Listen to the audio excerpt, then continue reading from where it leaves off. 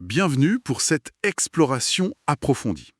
Aujourd'hui, on se penche sur des extraits d'un texte théologique assez spécifique, assez dense même, qui touche vraiment au cœur de questions fondamentales. La création, le libre arbitre, enfin, tel que donné par Dieu, ce que ça implique. Et surtout, comment la croix s'insère au centre de tout ça. Comme un élément essentiel pour l'achèvement du plan divin, du moins selon cette perspective particulière qu'on va examiner. Notre objectif aujourd'hui, vraiment décortiquer cette vision. Comment ce texte articule l'amour de Dieu, la liberté qui est accordée aux créatures, le problème du péché qui peut en découler, et puis ce rôle central de la croix. Pas seulement pour racheter, mais aussi pour perfectionner cette liberté. On va essayer de saisir la logique interne, quoi. C'est exactement ça. On va suivre le raisonnement tel qu'il est présenté dans ses écrits. Le but n'est pas de juger, mais de comprendre la cohérence propre à cette vision. C'est une approche particulière de la théologie de la création et de ce qu'on appelle la sotériologie, l'étude du salut. Et un point qui frappe tout de suite, c'est cette idée que le libre arbitre, ce n'est pas une fin en soi. C'est plutôt vu comme une étape, un processus qui doit être mené à son terme, achevé ou perfectionné, comme vous disiez. Ah oui, intéressant comme point de départ. Alors, allons-y. Commençons par le début logique. Pourquoi créer des êtres libres? Et quels sont les risques calculés, si on peut dire, derrière ce don? Le texte semble poser comme fondement que Dieu, il désirait une création basée sur un amour réciproque, un amour authentique. Et pour que cet amour soit réel, il fallait que les créatures aient le choix d'aimer ou non. D'où ce don du libre arbitre. Mais bon, ce n'est pas un cadeau sans conséquences potentiellement lourdes, j'imagine. Absolument. Le texte insiste beaucoup là-dessus. Le libre arbitre, par définition, ça inclut la possibilité de pécher, c'est-à-dire la possibilité de choisir contre Dieu. Si cette possibilité n'existait pas, le choix pour Dieu ne serait pas un vrai choix, et l'amour qui en découlerait ne serait pas authentique. C'est très clair dans le document. Sans capacité de choisir, pas de capacité d'aimer vraiment. D'accord. Mais, et c'est là que ça devient plus radical, c'est l'affirmation qui suit.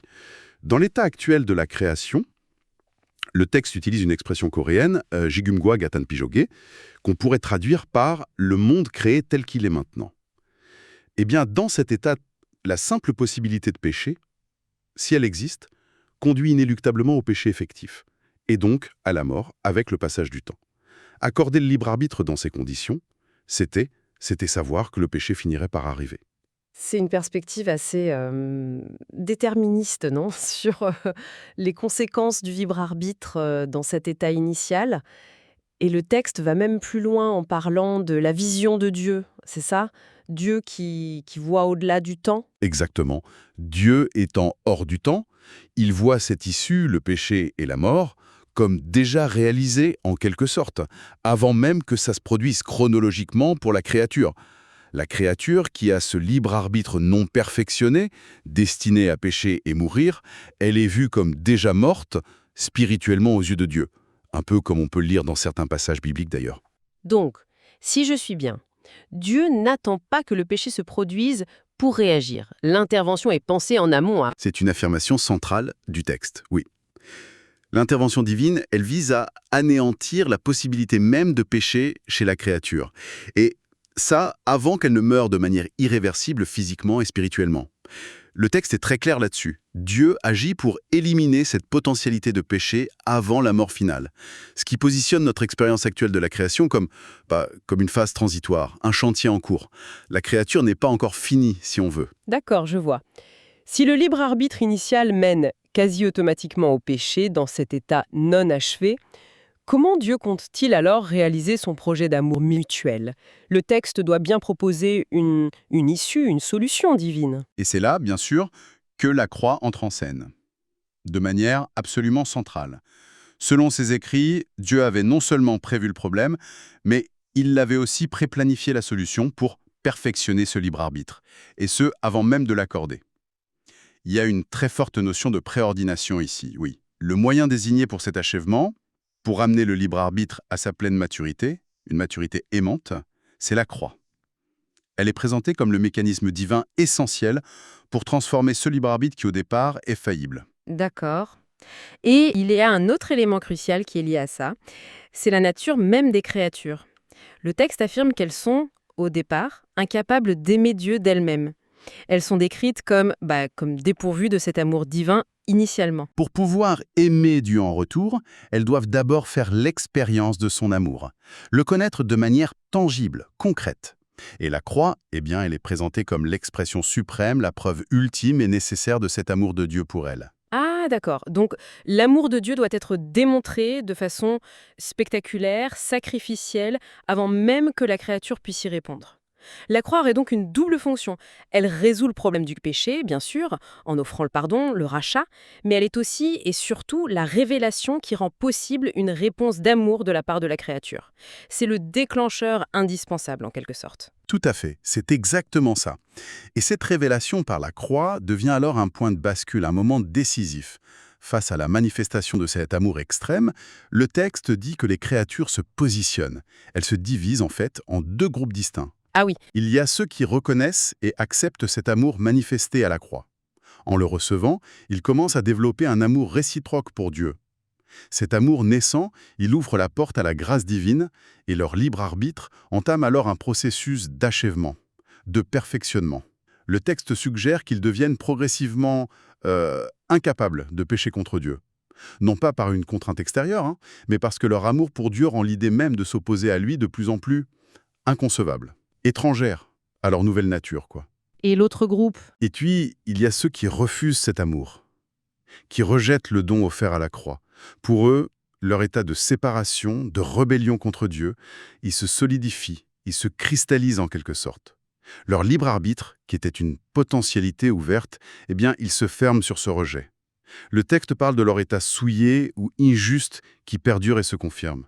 Pour illustrer ce perfectionnement du libre arbitre par l'amour, le texte utilise une analogie que je trouve assez parlante.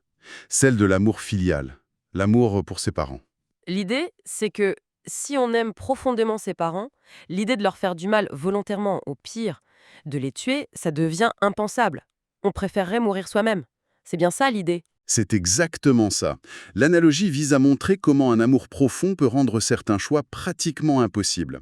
Non par manque de liberté, attention, mais parce que la volonté elle-même est transformée par cet amour. Et de la même manière, l'amour pour Dieu, qui naît de la compréhension et de l'acceptation du sacrifice de la croix, eh bien cet amour perfectionnerait le libre arbitre, au point où choisir de pécher contre Dieu deviendrait une impossibilité morale et volontaire. Je vois. Donc, dans cette vision, l'amour devient vraiment l'agent actif qui amène le libre arbitre à sa maturité. Le but ultime, c'est que toutes les créatures qui subsisteront dans la création finale aiment Dieu et, par voie de conséquence logique, selon le texte, s'aiment les unes les autres. Quand cet état d'amour universel parmi les sauvés, bien sûr, est atteint, le péché n'a plus de racines. Il est structurellement éliminé. C'est cet amour, catalysé par la croix, qui accomplit la loi et signe l'achèvement de la création. On comprend mieux pourquoi ce texte accorde une place si centrale, si multifacette à la croix. Ce n'est pas juste un événement historique ou un symbole de pardon, quoi. C'est présenté comme l'articulation maîtresse de tout le plan divin, avec de multiples fonctions interconnectées. En effet, le document va jusqu'à détailler une dizaine de preuves ou d'accomplissements réalisés par la croix. C'est beaucoup, mais ça montre bien à quel point tout converge vers cet événement. On peut peut-être les regrouper pour mieux saisir l'ampleur de la chose sans forcément faire une liste rapide et exhaustive. Par exemple, plusieurs points touchent à la légitimité et à la nature même de Dieu. Oui, bonne idée. Qu'est-ce que la croix prouverait sur Dieu lui-même, d'après ce texte? Alors, premièrement, elle confirme l'autorité légitime de Christ. Il est appelé ici le dernier Adam, par opposition au premier Adam, qui représente l'humanité initiale, faillible. Le Christ, par son obéissance totale et son abaissement volontaire jusqu'à la mort, prouve qu'il est digne de régner. Non par la force, comme Satan aurait voulu le faire, mais par la justice et l'amour. C'est une légitimité morale, pas juste une question de puissance. D'accord, une légitimité morale. Deuxièmement, et c'est un peu paradoxal, elle révèle la vraie gloire divine. Cette gloire, elle ne réside pas seulement dans la puissance écrasante, mais dans la capacité à susciter une obéissance volontaire, une adhésion du cœur des créatures, basée sur l'amour et la reconnaissance provoquée par le sacrifice, plutôt que sur la simple crainte de sa majesté. Donc une autorité fondée sur l'humilité et une gloire révélée dans le sacrifice. Intéressant. Et qu'en est-il de l'amour, dont on a déjà pas mal parlé? C'est le troisième point, absolument central. La preuve indubitable de l'amour divin. La croix est vue comme la démonstration ultime de la valeur que Dieu accorde à ses créatures. Les créatures qui, selon le texte, n'avaient pas de valeur intrinsèque au départ. En donnant ce qu'il a de plus précieux, lui-même en Christ, pour elles, Dieu leur confère une valeur immense. C'est ce sacrifice qui les rend précieuses à ses yeux et aux yeux de l'univers entier. Ok. Légitimité, gloire, amour. Il y a aussi la dimension plus classique, on va dire, du paiement, du rachat. Oui, bien sûr, c'est le quatrième point. Le rachat ou l'expiation. Le texte l'exprime bien dans ces termes du dernier Adam, le Christ, qui paie la dette de mort contractée par le premier Adam, l'humanité déchue. Christ prend sur lui la malédiction et l'abandon divin que méritait Adam pour pouvoir libérer ce dernier s'il se repent, bien entendu. Ce qui nous amène à la justice. Exactement. Ce qui nous amène au cinquième point, la preuve de la justice divine. C'est un point subtil. La croix permet à Dieu d'être juste, tout en justifiant, c'est-à-dire en pardonnant, l'Adam repentant. Pourquoi? Parce que la dette est payée par Christ. Et simultanément, elle permet de condamner justement Satan et ceux qui refusent ce sacrifice, car l'offre de pardon était là, accessible. Sans la croix, sauver l'un et condamner l'autre aurait pu paraître arbitraire ou partial, si on suit la logique du texte. Je vois. C'est intéressant comment la justice et la miséricorde sont liées ici. Et il me semble que la croix a aussi un rôle par rapport aux commandements de Dieu. C'est ça, tout à fait. C'est le sixième point, la validation des commandements divins. La croix prouve que les commandements de Dieu, en particulier aimer Dieu plus que tout et son prochain comme soi-même, ne sont pas des idéaux irréalistes, ni des fardeaux impossibles à porter. Le Christ, le dernier Adam, en les accomplissant parfaitement, même dans un corps humain soumis à la souffrance et à la mort, eh bien, il démontre leur faisabilité et leur bonté. Ils deviennent ainsi la norme juste par laquelle tous seront jugés. Et en même temps qu'elle valide le bien, la croix révèle aussi la nature profonde du mal, du péché. C'est le septième point, oui, la révélation de la nature ultime du péché. La croix met vraiment à nu où mène la logique du péché.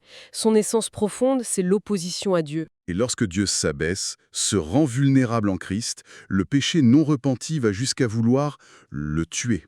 La croix expose cette finalité destructrice et meurtrière du péché aux yeux de toute la création. C'est une démonstration assez terrible, en fait. Effectivement, alors, fort de toutes ces démonstrations, l'amour prouvé, la justice établie, les commandements validés, le péché exposé, huitième point découle assez logiquement. La croix devient le fondement légitime du jugement final. Elle justifie pleinement pourquoi Dieu a le droit de juger les pécheurs impénitents et d'éliminer définitivement le péché de sa création. Toutes les objections potentielles, si on peut dire, ont été réfutées par la croix. Et on en revient au perfectionnement du libre arbitre, qui est aussi lié à tout ça, j'imagine. Oui, c'est le 9e accomplissement majeur, le mécanisme de perfectionnement du libre arbitre pour les créatures rachetées. On en a déjà un peu parlé, mais c'est absolument crucial. La croix, en révélant l'amour divin et en offrant le pardon et le don du Saint-Esprit, donne au premier Adam renouvelé, c'est-à-dire le croyant, la capacité et la motivation d'obéir aux commandements par amour. Et en vivant ainsi, les rachetés confirment à leur tour la validité des commandements et achèvent leur propre libre arbitre dans cette obéissance aimante. C'est un processus, pas quelque chose d'instantané. Oui, effectivement, c'est une vision où tout s'emboîte de manière très très cohérente autour de la croix. Elle n'est pas un simple plan B après la chute, comme on le pense parfois, mais vraiment l'élément central, préplanifié, qui connecte tout. La création initiale, la possibilité de la chute, le jugement, le salut, la transformation intérieure et l'objectif final d'une création parfaite en amour. C'est tout à fait l'idée.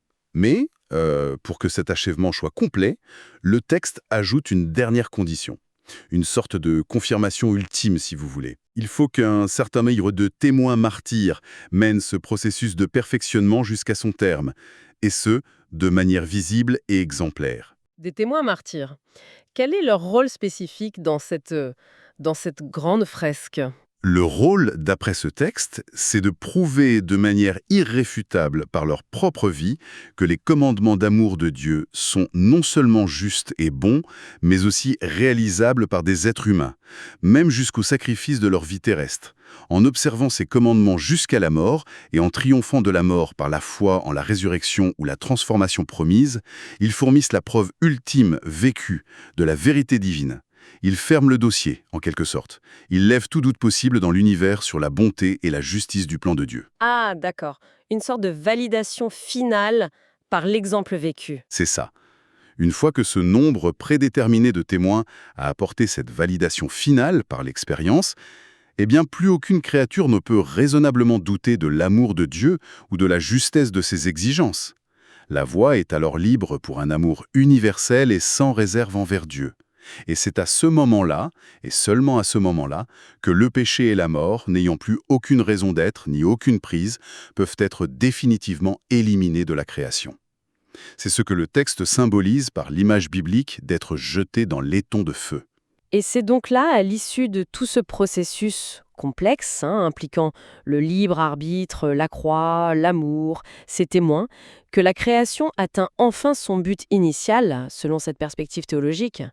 Le libre arbitre de toutes les créatures restantes est alors pleinement achevé, perfectionné dans un amour réciproque et indestructible avec Dieu et entre elles. Le péché est totalement et définitivement éradiqué, et c'est alors que le Fils, le dernier Adam victorieux, peut présenter cette création enfin accomplie, purifiée et parfaite à Dieu le Père. Le projet initial de Dieu est... Bon, si on essaie de synthétiser le cœur de cette analyse, qui est très riche, qu'est-ce qu'on retient? Ça dessine un parcours assez étonnant, je trouve. Dieu crée avec le libre arbitre, sachant que sans son intervention, cela mènera au péché. Il prépare donc la croix, non comme une simple rustine, mais comme l'acte central qui révèle son amour, qui rachète, et surtout qui initie un processus de perfectionnement du libre arbitre par l'amour qu'elle suscite. La croix devient l'axe autour duquel les créatures choisissent, et celles qui choisissent l'amour voient leur liberté transformée jusqu'à l'éradication du péché et l'achèvement final de la création. C'est bien ça l'idée maîtresse ? Oui, c'est une excellente synthèse. Cette théologie tisse ensemble de manière très étroite la liberté, l'amour, le sacrifice et la souveraineté de Dieu. Ce ne sont pas vus comme des concepts séparés ou parfois opposés, mais comme des éléments interdépendants au cœur même du processus créateur. Un processus qui, dans cette optique, s'étend bien au-delà de la Genèse. Il englobe toute l'histoire du salut jusqu'à la perfection finale.